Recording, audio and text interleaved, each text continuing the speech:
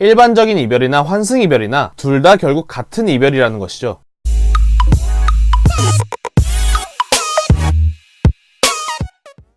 안녕하세요. 오늘 말씀드릴 주제는 환승 이별입니다. 우선 환승 이별에 대해 말씀드리기 전에 간단하게 환승 이별이 무엇인지에 대해서 말씀드리겠습니다.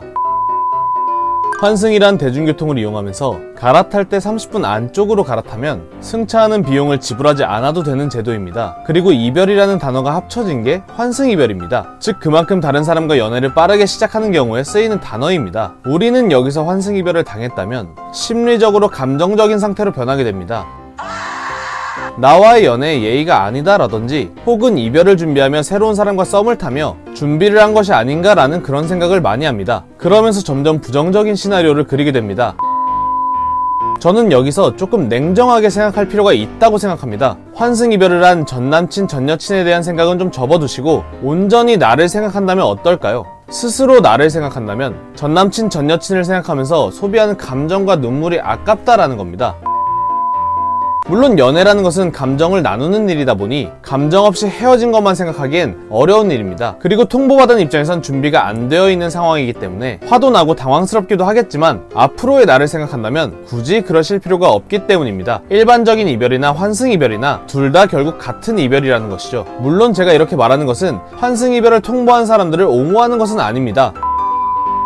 대중교통이야 환승하는 시간이 30분이라는 정확한 기준이 있지만 환승 이별에는 정확한 기준이 없기 때문입니다. 즉 제가 이렇게 말씀드리는 것은 환승 이별을 통보받은 사람의 입장에서는 환승 이별이라고 생각을 하지만 환승 이별을 통보한 사람은 환승 이별이라고 생각을 안 하고 있을 가능성이 상당히 높습니다. 그럼 예를 들어 1년 연애를 하고 전 애인이 한 달 만에 새로운 연애를 한다면 환승 연애인가요? 아니면 10년 연애를 하고 전 애인이 1년 만에 다시 연애를 한다면 이것은 환승 연애인가요?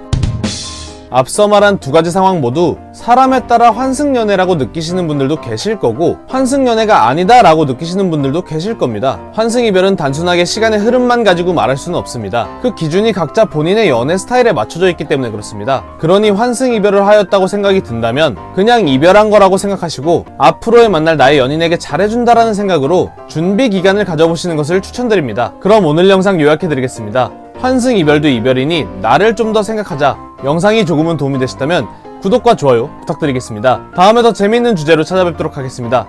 그럼 안녕!